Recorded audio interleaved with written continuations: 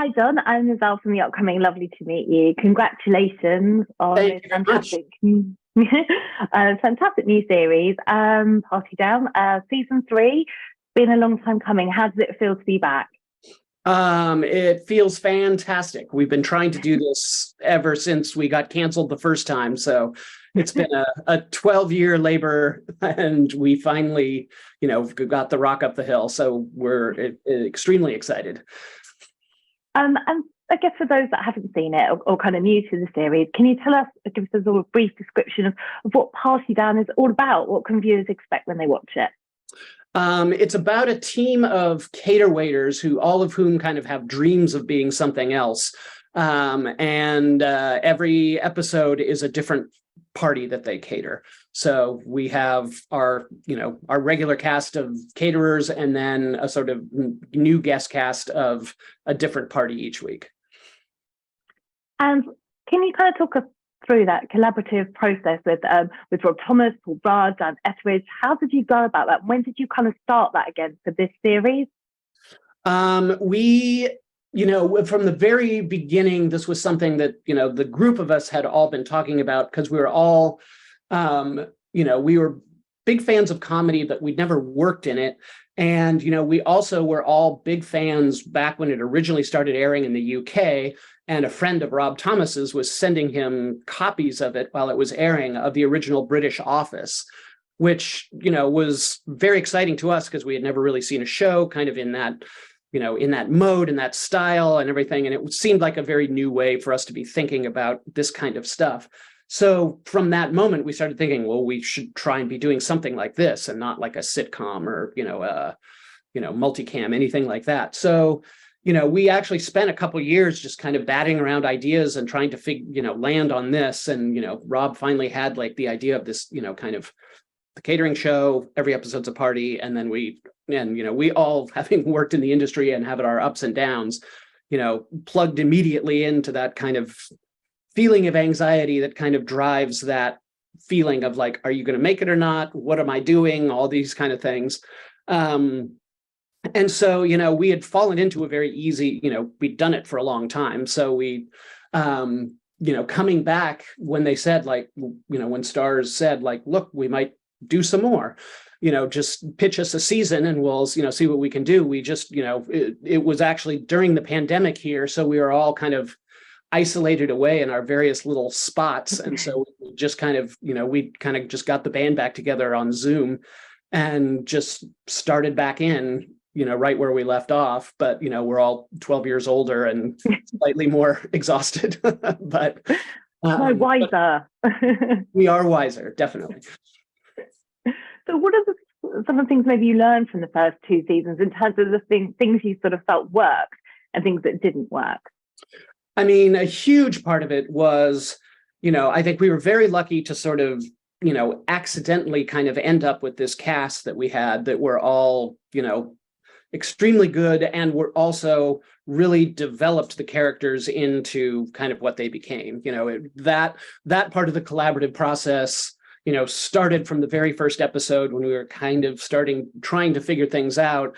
And so the show really kind of stood up once we kind of figured out, who these characters really were based on how, these actors kind of interpreted them and everything. And then, so that was really our big learning curve, was appreciating and kind of trusting what we could do with them and, the degree to which they allowed us to kind of get away with things that otherwise we either, would try and do too much or too little or something like that. So once we all kind of got in sync with each other, that is when we kind of felt like, all right, we know how to do this, and we know how to kind of let them, push every scene over the top in a way that we don't have to do that. We just let them do it.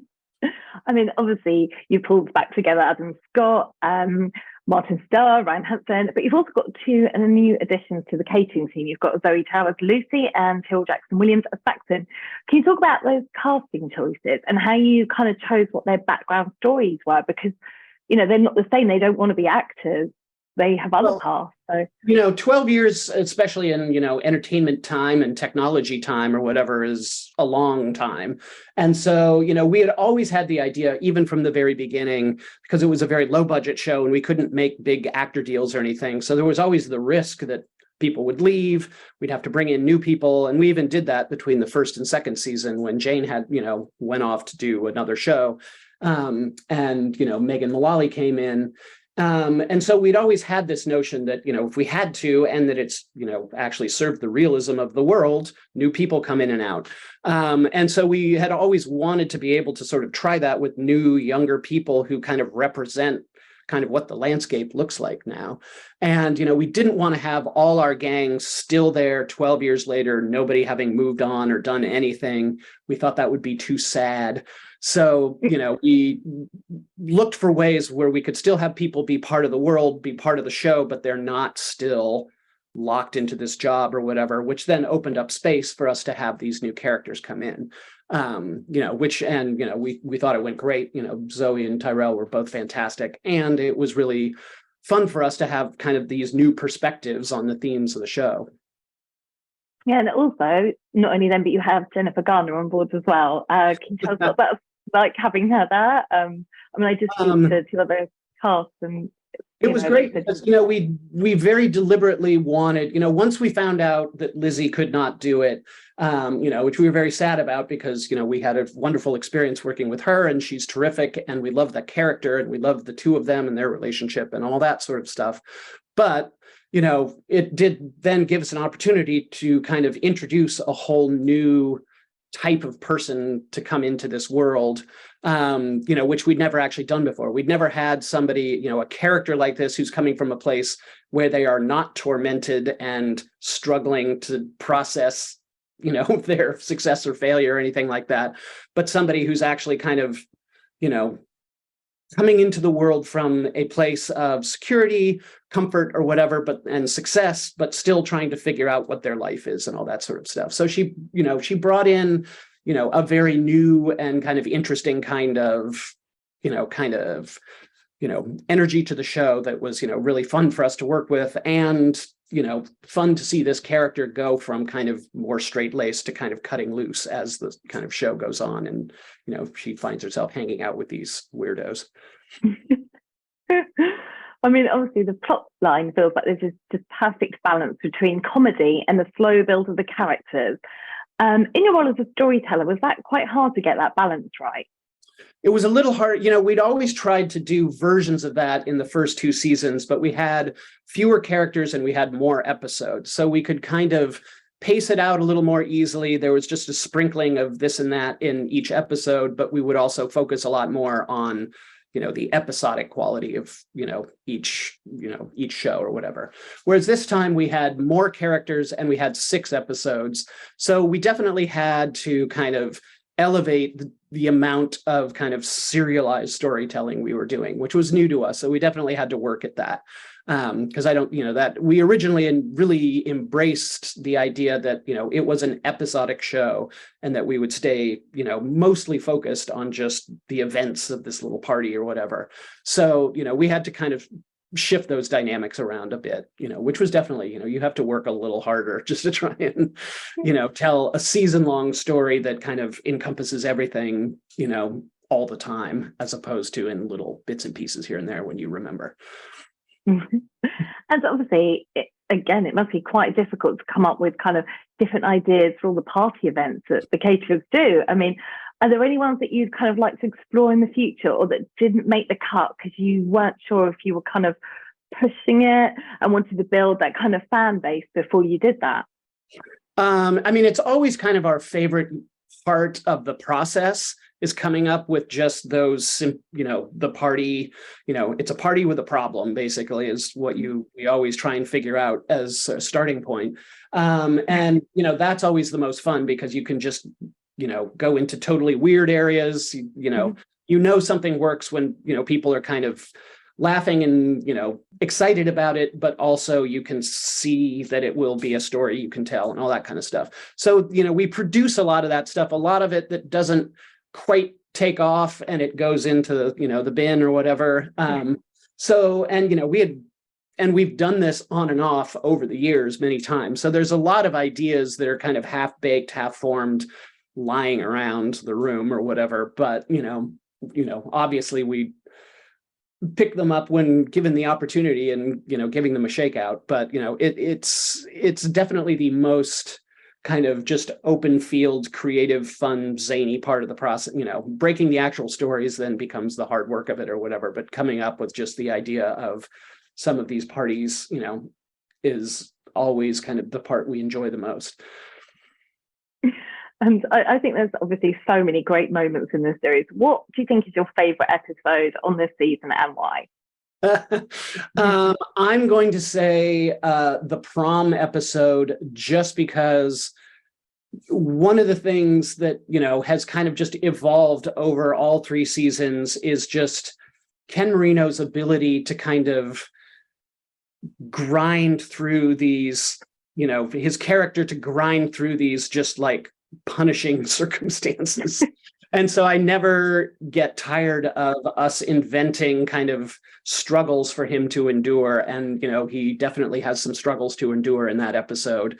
And the fact that he kind of does it with Jane Lynch as well was just, that was a delight to me, and I will never not be amused by it.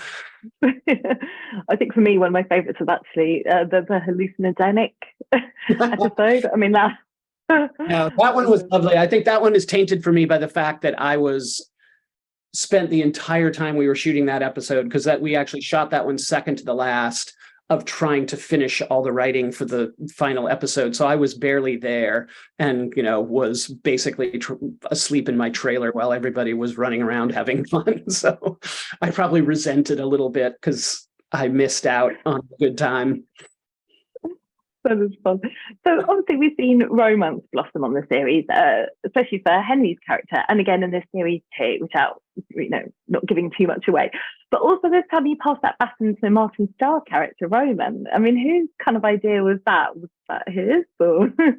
No, we're always, we always try and sort of balance out, kind of the kind of reality of who we assume these characters are, and kind of, so you always kind of know what's going to happen, but also try to find new twists that, kind of allow you to sort of see them, at least having a hint of their life going in a different direction or doing something unexpected or whatever. So the fact that, he had his little moment that, kind of maybe almost happened was, something that, we actually went back and forth on it a great deal. It ended up the way it did just because, other options we finally dismissed as like, that wouldn't happen. He's never going to like really succeed in that way. So, he flirts, but he doesn't, land it. And from watching this, what do you hope that viewers will take away? Are there any kind of messages that come through from this that you think that are important to viewers while they watch this? I think for us, it was always about, just the tension between, and I think this is especially an American cultural thing as well, is there's just this tension between, the impulse to sort of gauge success according to certain, material or, standards of, fame or fortune or any of those sort of things, versus the day-to-day reality of, things being kind of what you make of it in the moment.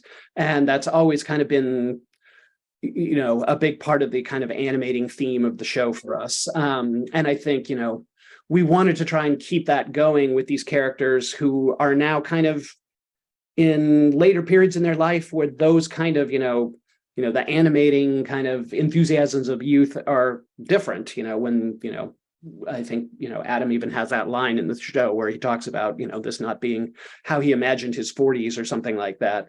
So, it's a different time of life, but we also think that those same themes really apply here. So I think that's just what we hope, that it, that it still feels like the show and that it still kind of resonates ideally like the original as well. I think it will. And it's been an absolute pleasure to talk to you. Thank you so much. And thank you very much. Congratulations. I loved it. Well, thank you very much for speaking to me. Thank you. My pleasure. Bye. Bye.